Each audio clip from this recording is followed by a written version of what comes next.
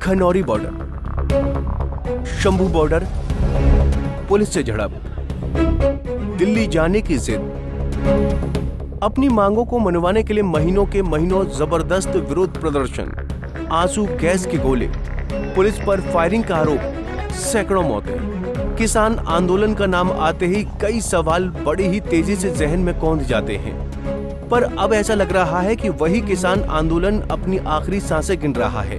जानकारी ऐसी है कि बीते 4 महीनों से आमरण अनशन पर बैठे बुजुर्ग किसान नेता जगजीत सिंह डल्लेवाल ने अब जल ग्रहण कर लिया है। इसके साथ ही डल्लेवाल ने बीते 4 महीने 11 दिनों से चले आ रहे अपने आमरण अनशन को भी अलविदा कह दिया है। बता दें कि डल्लेवाल का आमरण अनशन खत्म कराने के लिए अदालत ने भी आदेश जारी किया था और उन्हें राजी करने के लिए एक टीम भी गठित की गई थी। पंजाब सरकार ने बीती 28 मार्च शुक्रवार को ये जानकारी दी कि शुक्रवार की सुबह ही जगजीत सिंह डल्लेवाल ने जल ग्रहण कर लिया था।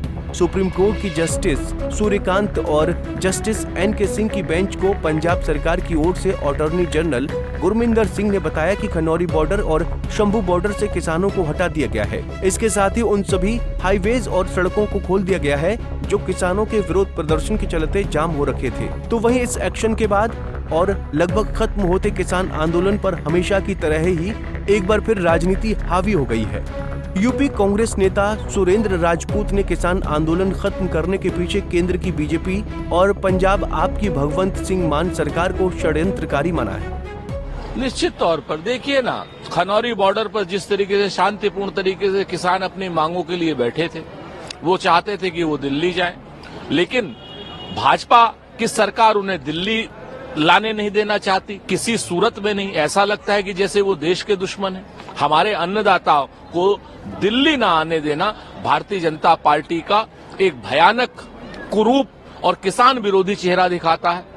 और उन किसानों के ऊपर खनौरी बॉर्डर यानी पंजाब में लाठी चलाना, डंडे चलाना, उनके ठिकानों को तोड़ देना, धरना स्थल को तोड़ देना, बुलडोजर चला देना, ये आप पार्टी का किसान विरोधी चेहरा दिखाता है।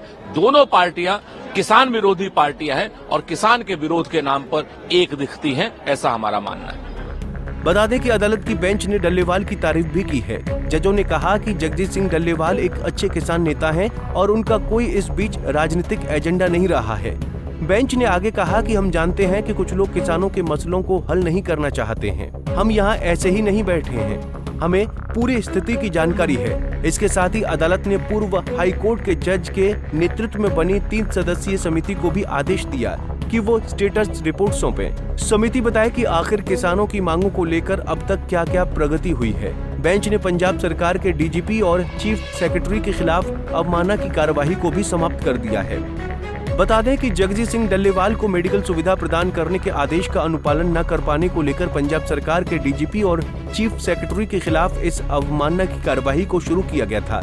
गौरतलब है कि बीती 19 मार्च को केंद्र सरकार के प्रतिनिधियों और पंजाब सरकार के प्रतिनिधियों के साथ किसान नेताओं की एक बड़ी अहम बैठक भी हुई थी। इस बैठक से निकलने के बाद कई किसान नेताओं को गिरफ्तार भी कर लिया गया था। इसके बाद खनौरी और शंभू बॉर्डर पर सुरक्षा बलों को भेजा गया था और वहां विरोध प्रदर्शन कर रहे किसान नेताओं को भी धरना स्थल से हटा दिया गया था। इस तरह 1 साल से भी ज्यादा के वक्त के बाद पंजाब सरकार ने किसानों को हटा पाने में सफलता पाई थी। किसानों के धरना स्थलों से हटने के बाद हरियाणा की ओर से लगी बैरिकेडिंग को भी हटा दिया गया था, जिससे अब लोगों की आवाजाही सुगम हो चुकी है। लेकिन लास्ट में एक सवाल बहुत वाजिब सा बचता है कि किसानों की उन मांगों को क्या होगा जिसकी वजह से उन्होंने अपने दिन रात एक कर रखे थे।